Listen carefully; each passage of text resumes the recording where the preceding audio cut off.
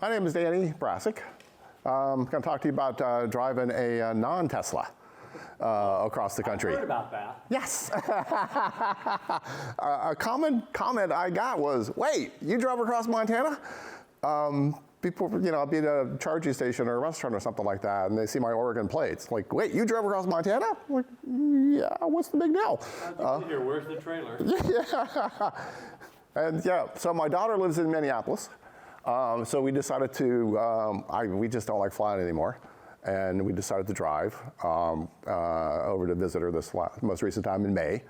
And, really fun route, I-84, cross over to Columbia, go up to Spokane, climb up to Spokane, over into Idaho, cross the Bitterroots, cross the Great Continental Divide, like 6,000 feet.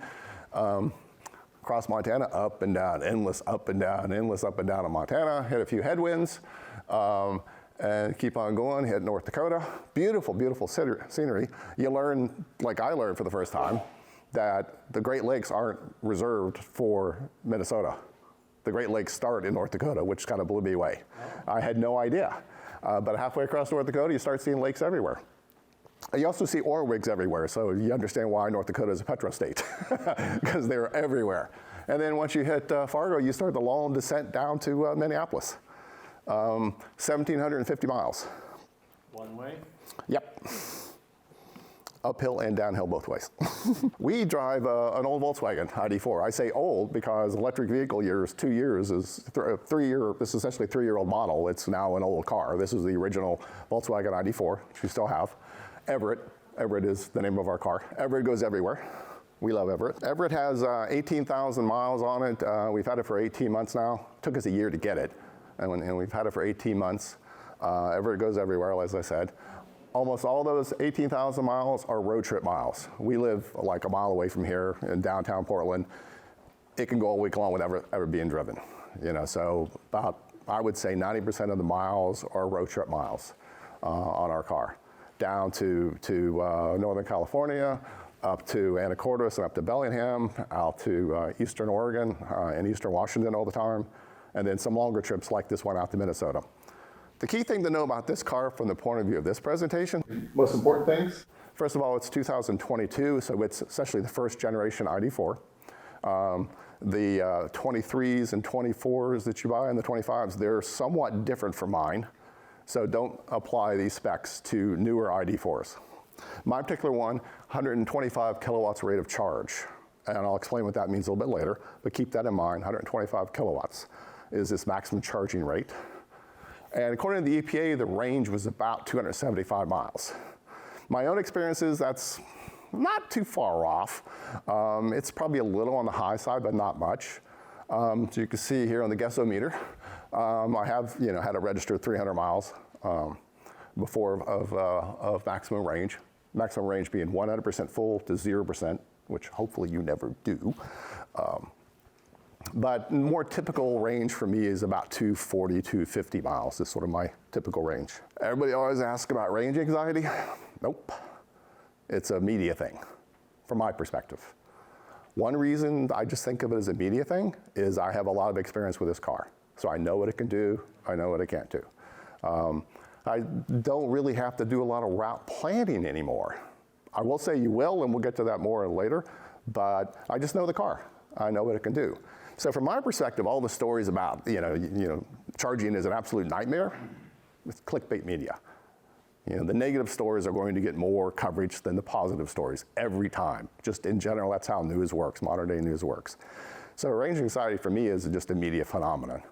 Now, there are parts of the country where charging is difficult. LA, where the demand outstrips the supply. San Francisco, where the demand outstrips the supply. Yes, it can be difficult there at peak times. But my own personal experience over 18 months and 18,000 miles, not an issue. Also, can't be naive. So, as I always say, know before you go. So you do have to think about it a little bit, but don't obsess over it, as we'll see. Charging experience on this trip. So this particular map comes from an app called A Better Route Planner. It's a planner, if you might have heard of it before. It's specifically to electric vehicles, and it's a normal route navigation tool, except it will insert charging stops into your route based on where it thinks you need to charge. The thing to notice about this map is there aren't really any gaps. There's a charging stop pretty much everywhere you would need a charging stop. There aren't really any gaps at all. Ignore the gray lines, they're just sort of other oddball routes that throws you. But this route, for the electric vehicles, one that assumes you need charging stops, it's the absolute identical route if you had a gas car. No difference in the route. So again, nice, neat little pattern, places to charge. Gives you a little confidence. Oh, I'm always gonna have a place to charge. I may not actually agree with the charger stops, and in fact, on my trip, I didn't use all these charger stops. I used some different sets. So this is not the only ones available. This is just the one that when I ran the route application a couple days ago, this is what is suggested for me. If I had run it 3 weeks ago, different weather conditions, different other conditions, it might have given me a slightly different route, whatever. But the point is that there's always a place to charge. What are the brown areas? What are the brown sections? Yeah, it's a little weird. A better route planner will tell you to sometimes drive the speed limit, and that's what the brown is. Or sometimes it'll tell you to go a little below the speed limit, like maybe 5 miles an hour below the speed limit.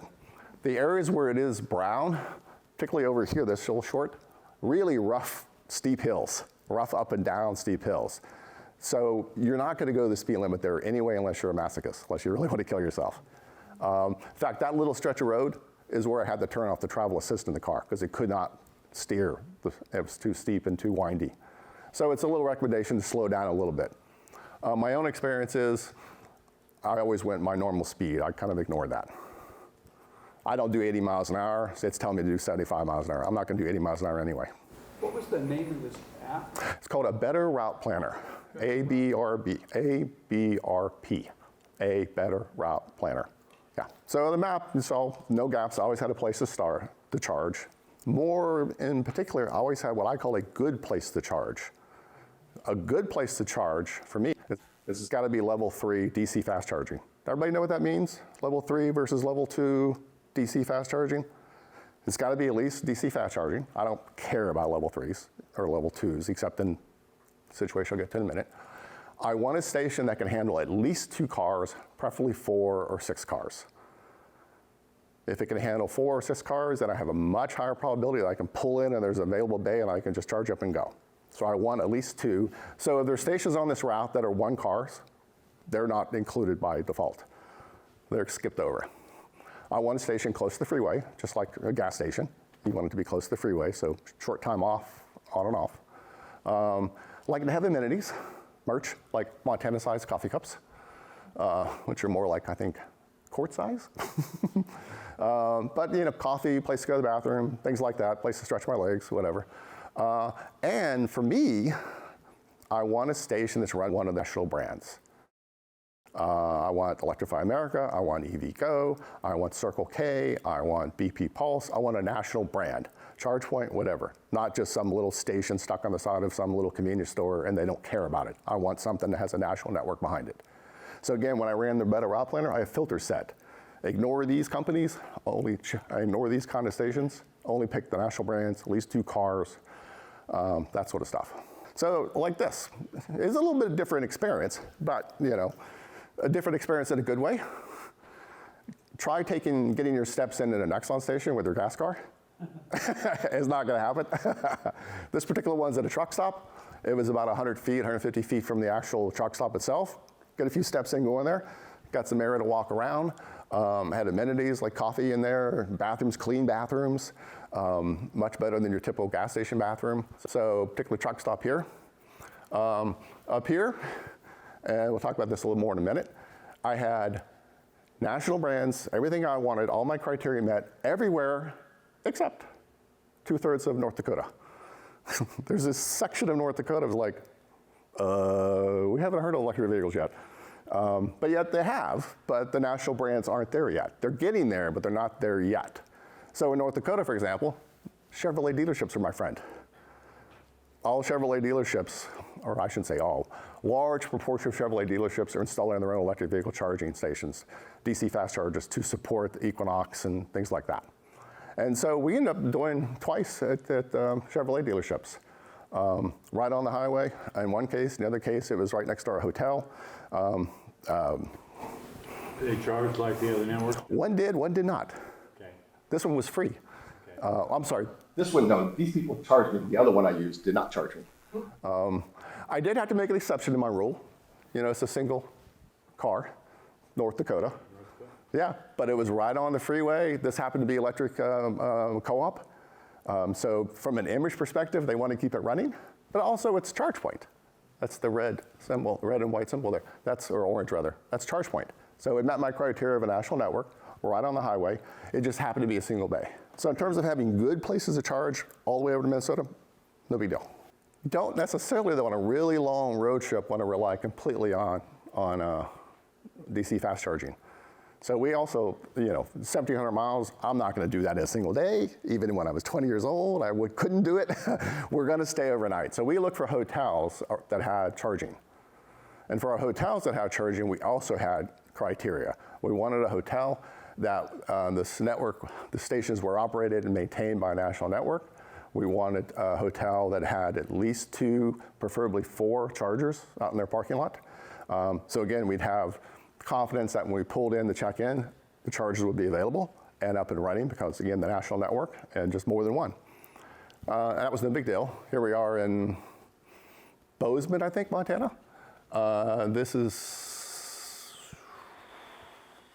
That's Idaho, I think. I forget, I don't remember. But point is, no big deal finding hotels with charging stations. So we always combine, DC fast charging when we're on the road, and at night, when possible, there was one night when we didn't have a hotel with a charger, but charge overnight in a hotel. You want to do that, let me just back up for a second. A good reason for looking for hotels that you can charge at is A, car will charge, sleeping, nice and convenient. B, you can charge up to 100% without really hurting anybody. We'll get to it in a minute, but normally on a road trip, you don't charge 100% at a DC fast charging station. You charge to some lower number. Hotels, though, when you're on level 2, okay, charge 100% overnight while you're sleeping. So you wake up in the morning and go with a completely full tank. Another good reason for level 2, much cheaper, a fraction of the price for electricity. Some hotels are free. This one was free. This one charged me maybe 6 cents a kilowatt hour, if I remember right. But some of them are free, which is cool. So we tried to plan the trip around arriving at a hotel, kind of sort of low, plug in, charge up while we're sleeping, And cheap. also reinforce their commitment to having some of those kind of things available in their chain. Yeah, If people are using it, they'll use it as a feature. yes, absolutely. Does the National Charging Network list those hotels, or does the hotel website list the charging? Good segue. Oh, coming right up. You, sir? I was going to say, is there a certain brand that tends to be more free than others? Our experience was the hotels all had charge point. There are other brands. EV Connect was running some. They're just not a hotel that we happened to pick. My wife is in the Marriott's, Camp Marriott, we call it. So we tend to go for Marriott brands, and their charge points typically, they're franchise hotels, but they seem to be always charge points. But I've seen EV Connect, and I've seen some other, I can't think of the other company, not Blink typically. But charge pointing was our experience. But how about as far as brands of hotel? Oh, we use 3 different brands of hotels on this particular trip: Marriott's, Hilton's, Best Western's. Talk a little bit more about that in a second. Common question: how long do we charge? How much time do we spend charging? And all I can really say is it's kind of situational. This particular station here, we kind of timed breakfast around stopping there. And so here we were plugged in for an hour. Typically an hour is bad etiquette. You don't want to hog a DC fast charging station for an hour. That's just bad etiquette. This particular one, we were comfortable doing that because it was actually a pretty big station, lots of cars, and where we were sitting in the restaurant, we can see the charging areas and see that there was always a booth, a station, or a spot available to another driver. So we didn't feel like we were blocking somebody from charging. So we planned this stop around having breakfast. And so we sat in our booth for like 45 minutes or so and ate and let, charge while we were sitting there. And actually let the car go to like 95% or something like that. Normally you don't do that, but in this situation, it made sense. We weren't inconveniencing anybody. We weren't hogging the charger. We had a nice breakfast. For Perkins, that is, but it was a nice breakfast. So in that case, that was kind of a long session. Here, this one, just a reminder to me that we happen to have had a really nice, comfortable, old-fashioned Starbucks. That was a comfortable place to sit, and this was like 3 in the afternoon, and we were kind of dragging and a little hungry, so we sat at this Starbucks across the street from this station for like 45 minutes and charged up. Just we were kind of tired. But this guy here, we were there for 20 minutes, and we only stopped at this particular Tesla station to charge just to try it. So I think we sat here for 15 minutes to grab a few kilowatts just to try it out and then go. We normally would have charged at the Circle K near this thing. But this was a quick charge. Again, it's kind of situational how much time we spend charging. Sometimes there were long charges. More typically, when you're on a road trip, you're going to try to minimize the amount of time you're charging. And in fact, the route planners try to minimize the amount of time you're charging, if you set the settings right. Try to minimize the amount of time you're charging to like 20 to 30, 35 minutes or so. And the trick is that there's a charging strategy that takes advantage or takes into account the sort of specs of the car. Think of a gas car. When you're filling up a gas car with gas, the rate of fill of the tank is pretty much constant.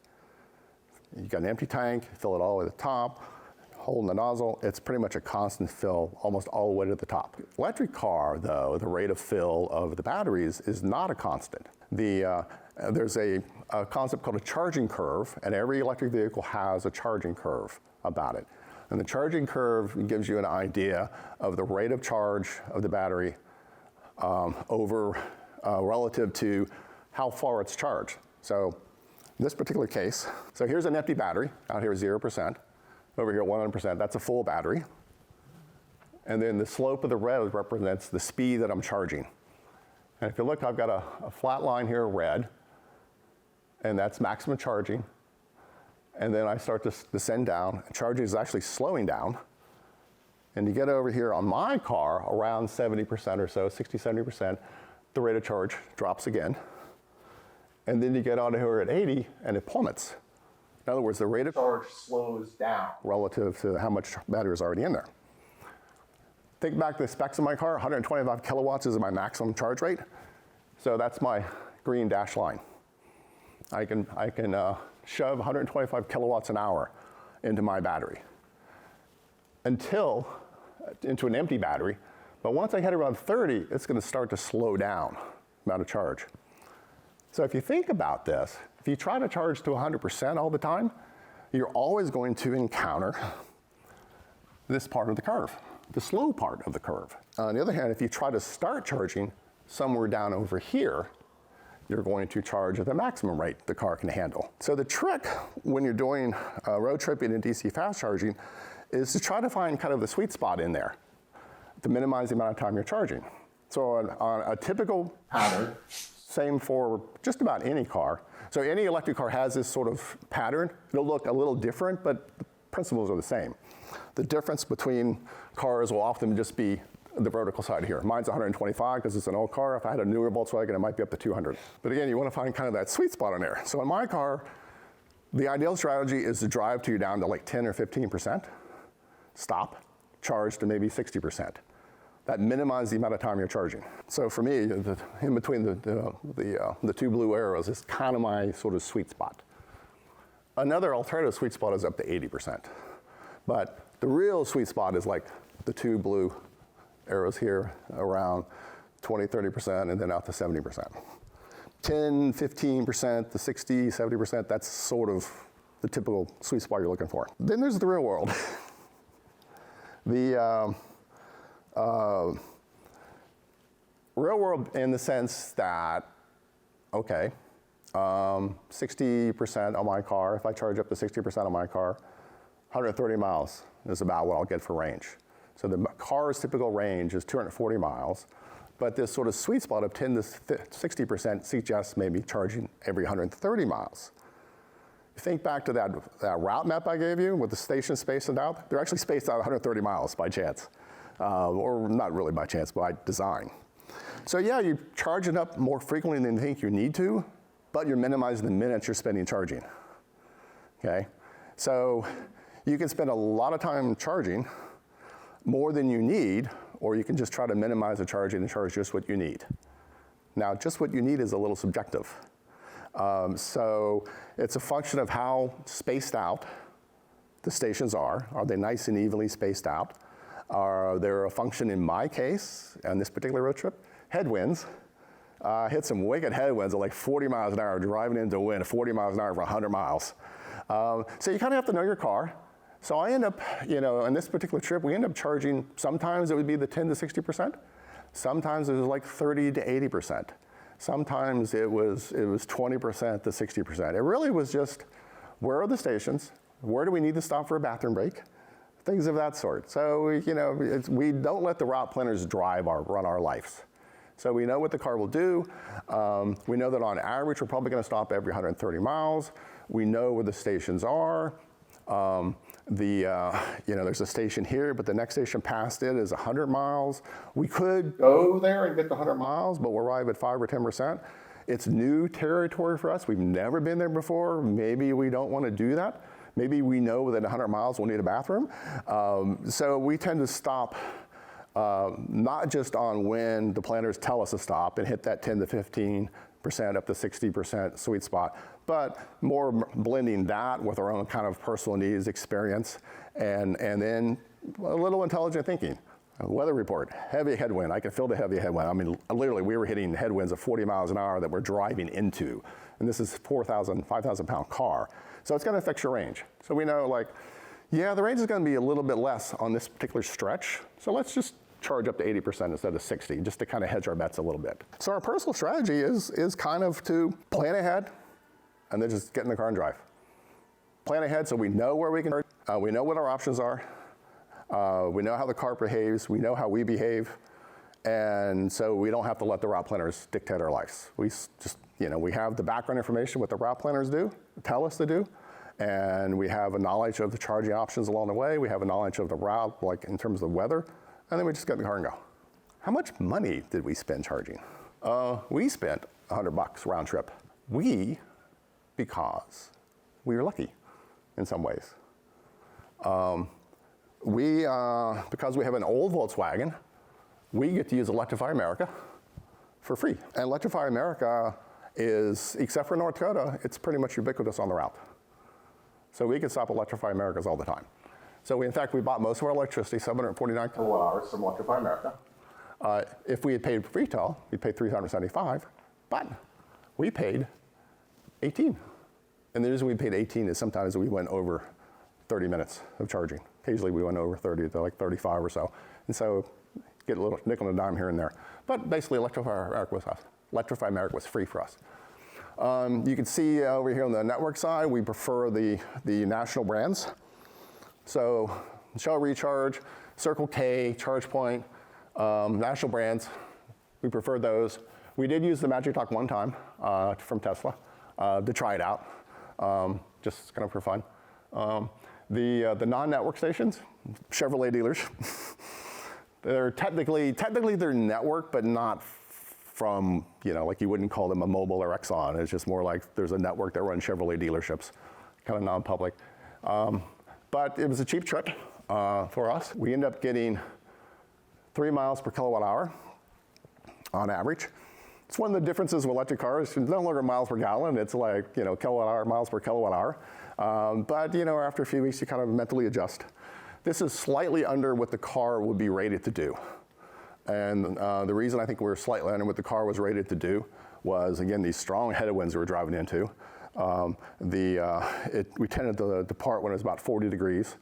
And 80 miles an hour sometimes, it's 70 miles per hour is a little bit better for our car for consumption, but sometimes you hit 80 because you're in Montana. So we were a little under, but in general, we're within 10% of the car is actually rated efficiency. If we had not been discounted, by the way, we would pay 13 cents a mile. For us, it was 3 cents a mile, but if we were paying full retail, 13 cents a mile. is what we'd spent. You know, say we plan and then we just get in the car and go. Not really. You don't really want to just get in the car and go. And with your gas car, you might do that. I mean, you might check the air, the oil, that kind of stuff. But you really do want to do a little thinking ahead if you're going into territory you've never been before, and it's a really long trip. So you want to do a little pre-planned, a little thinking. If, for us, because we know the car, it's more like if we're going into territory that we just never been before, we're not quite sure what we're going to encounter. We routinely drive down to Asheville, or up to Anacortes, or out to Ellensburg. Don't even think about it. We get in the car and go. Last winter, we rolled off the ferry at Anacortes Island up in Washington I think it was 25 degrees when we rolled off the ferry at 8 o'clock in the morning. Just put the address in for home, just for fun, and just started. Didn't even think about it. Car told us when to charge, and we just kept on going. So no planning at all. But if we're going to go into strange territory, we are going to do some planning.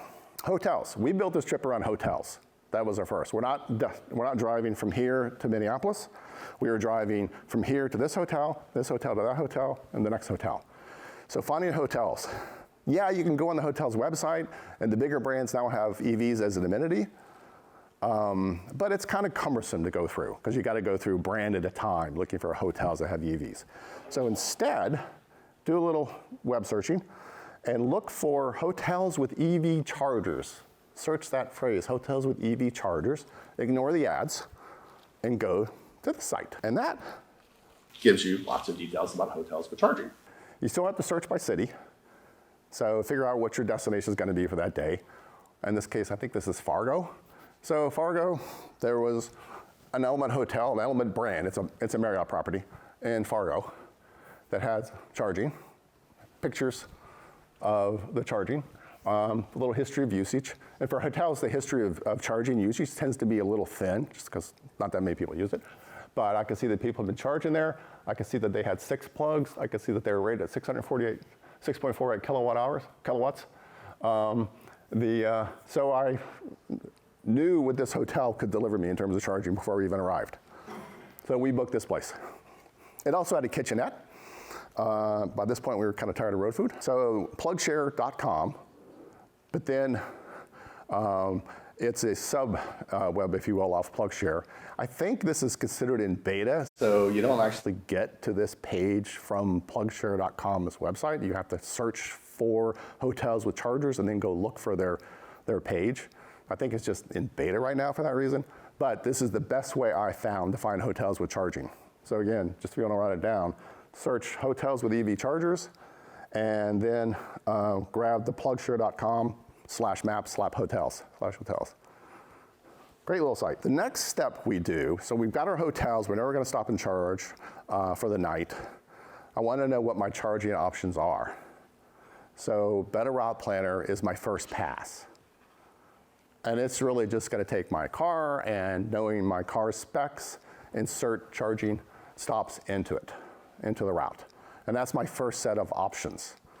But then I'll look at it and say, oh, well, there's a charging stop, and I can't reach it here, of course, but see Electrify America, that's their logo here, and here's Electrify America. Well, here's a non-Electrify America it's inserting. Well, I want to do Electrify America because I get it for free. So I don't necessarily take this. In fact, I never take this as given to me. It's just a starting point of places to charge. It tells me I have places to charge, but then I'll start to think, well, maybe I don't want that. Maybe I'll look for an alternative. And the alternative, I'll use an app, again, PlugShare. But this is, I'll do it right off the iPhone. It's their standard product, plugshare.com and their app. And I'll start looking for alternative places to charge. Or if they're giving me a charging stop that I just don't know about, it's a little weird. Chevrolet dealership, that was a new experience for me. This particular one, Chevrolet Zax Motors. That was my best place to charge on this particular part of North Dakota. So I'm like, it's not a network. Plug tells me with some confidence that it's going to work. So it has a score of, which I think, 8.8 out of 10. 10 is ideal, like Electrify America will be 10, EVgo will be 10 typically, Circle K will typically be a 10. 8.8 is pretty good for a non-branded charger. So that's a good charging stop for me in that sense, and I can see some history of charging at it. So this says, yeah, it's kind of an oddball charger for me, but it's good. It turned out it was great. This one was the one that was free. They weren't charging.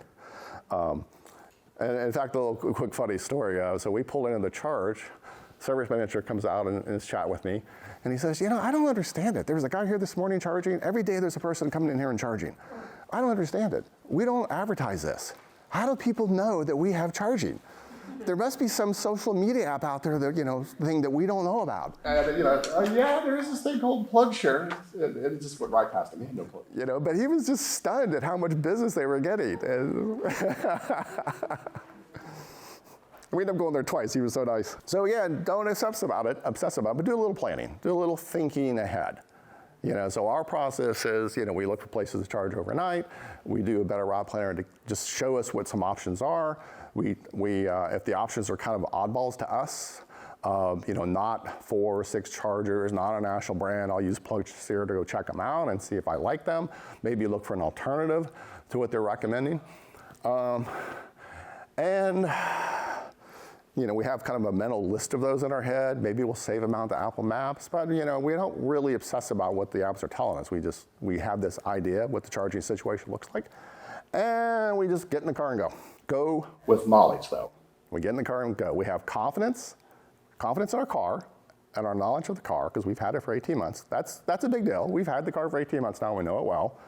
But we've done a little bit of homework, and we have confidence that the charging options there. We have confidence if we encounter kind of an oddball situation, we can handle it. So like that charge point station in the electric co-op, the single charge point station, there were 6 others like that in Bismarck. And they were all within like 2 or 3 miles of each other. So if that one was full or offline, no big deal. Just go to the convention center and plug in, or a museum and plug in. So we always knew that we had options. And we always knew that if ran into some situation and we had to charge sooner than we expected, there was some place we could stop off and charge, even if we didn't plan to charge there. That's the big thing. Just do a little research, understand what you're driving into, know your car, and then just go. Now that's not kind of entirely true. This is more of I kind of want to know where I'm going to stop for a bathroom break.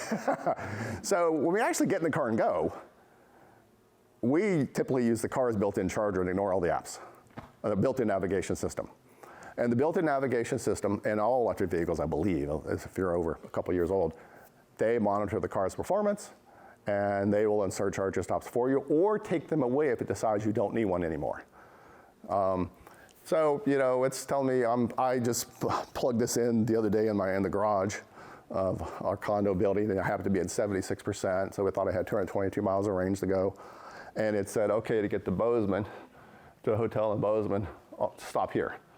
Notice the EVCS, Boardman. Well, I had done my homework. I knew I had 2 other alternatives, 3 actually now alternatives to this station. I knew one of those stations was in the parking lot of a Starbucks. Breakfast. So I wouldn't do that. I would actually stop at that Starbucks and eat. And then I got Electrify America for 19 minutes. I've got another Electrify America for 20 minutes. I've got another Electrify America for, 41. I didn't dig into this, but I know what's going on. That stretch of road is steep climb, a lot of rough terrain. And so it's telling me, through that, you probably want a little extra time charging. So instead of charging the 60% or 50%, charge all the way up to maybe 90% or something like that particular leg. Now, I also know that I could avoid that. So let's just say that at the middle Electrify America in here where it says 20 minutes, maybe I'm kind of tired and need a little bit of a break. I'll charge up there a little bit more than 20 minutes. I'm not wasting time because I need a bathroom break, I need something to drink, I need coffee, whatever it is. So maybe I'll charge up a little bit more than 20 minutes there than what the recommended planner tells me, planner is recommending. And then that'll cut time out of the 41. So I don't take these as gospel, they're guidelines. You take them as gospel when you're down to 10%. Otherwise, you play with it a little bit. So these, the built-in tool ends up being my favorite tool. Quick takeaways, and we're done. I found my car to be amazing. We had Priuses for 17 years. And one of the reasons why we dumped the Prius is for road trips, bloody awful. The most uncomfortable car I have ever owned in my life. My hip is killing me at the end of the day. So we wanted, our second Prius was already 10 years old. Like, we're done with Priuses, we're done with hybrids. Now hybrids are yesterday's technology. That's what my father would have bought. So we just went right to electric car, and the Volkswagen we thought would be a great road tripping car. But yet, we kind of had this philosophy with picking a car. We wanted a really good, comfortable road tripping car that met our needs, that happened to be electric. And the Volkswagen is a car first, electric propulsion as, if you will, a second. As opposed to some cars. Really, I love Kias. They're built as electric cars from the ground up. Teslas, they're built as electric cars from the ground up.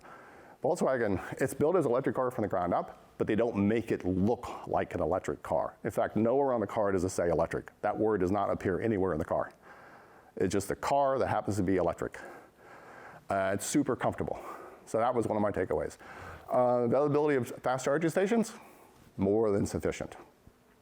And no big deal. Charging experience mostly matched What we expected. I say mostly. because I would have preferred, Electrify America all the way across, or I'd preferred EVgo all the way across. Forget the little one station stops and charge point. I would prefer to skip that. That's coming. There's a steady build out of stations, so those will just disappear from being important. I did hit, like I said, this really wicked headroom that I, didn't really think about until I'm looking at the weather report the morning we're leaving the hotel. I'm like 40 miles an hour or 100 miles. Oh, crap. So that sort of told me I'm going to charge probably a little bit more than I was expecting on that lake, and that happened twice actually.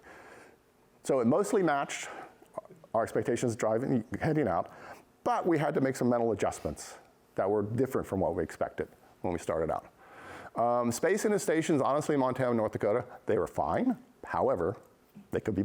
So as the charging network is built out on the road trips, that'll just improve. Instead of having space stations maybe 100 miles, 75 miles, they'll be 50 miles apart. And when you get the stations 50 miles apart, you really do just forget about thinking about it. You just keep going. And that's charge coming rapidly. The EVgo, GM, and Flying J have a kind of a partnership to electrify a lot of Flying J stations. And I would say on the routes that I've checked to Minnesota and other places in the last month, 2 months, I've seen maybe a dozen of them pop up as being under construction. I-84 out to Boise, the Flying J's are showing up. There are a couple under construction on the route that we took. So they'll be opening. So they are filling out rather rapidly. So the next time we do this, we'll have a totally different set of places we charge. And I was actually today supposed to be in Minneapolis. We had planned to do this trip again, but our daughter's plans changed and we couldn't. It was not good for us to arrive this week. So otherwise, I wouldn't be here. I'd be on the road again, heading to Minnesota or heading back, whatever. So yes, absolutely, positively would not hesitate to do it again. Except in January. I am not going over the Rockies in January. Not, you can't make me in any car. All right. Thank you. Real world experience is always valuable. Yes.